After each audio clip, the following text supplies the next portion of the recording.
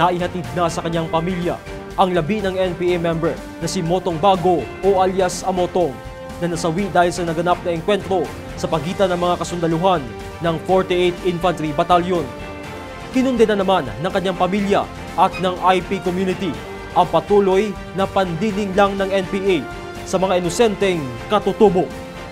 Si Aguila Trooper, Maylin Glier Bulod sa detalye.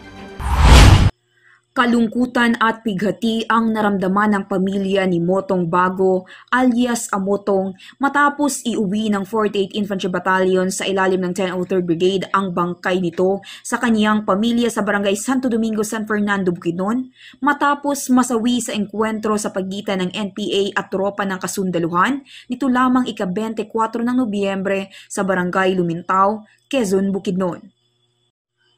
Ayon sa kanyang kapatid na si Dato Norgan Bago alias Rambo na dati ding NPA, kumalas siya sa grupo dahil napagod siya at napagtantong walang maayos na maidudulot ang kilusan at pawang kasinungalingan lamang ang kanilang mga pangako. Anya, 17 gulang lamang ang kanyang kapatid nang makapasok sa grupo.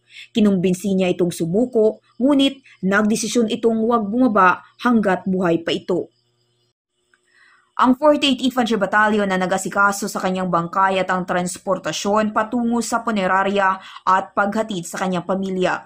Bukod pa riyan, nagbigay sila ng bigas at tulong pinansyal.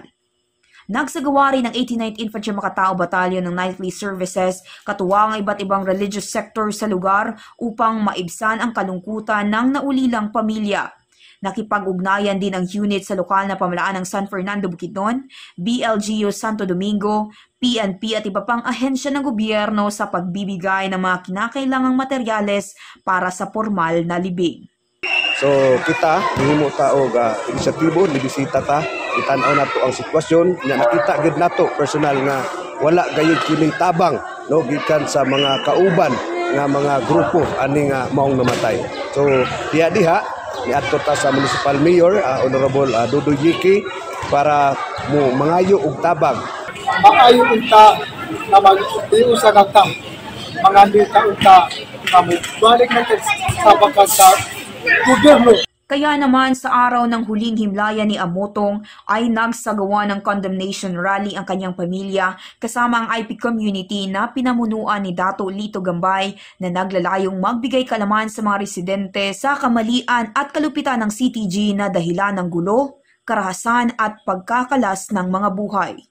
Ang gobyerno ay taus-pusong bukas ang mga bisig upang tanggapin ang mga kapatid nating nalihis ng landas upang mapayapa na sumuko at bumalik sa mga kanlungan ng batas at bigyan sila ng pagkakataong gugulin ang natitirang bahagi ng kanilang buhay kasama ang kanilang pamilya sa isang maayos at progresibong komunidad.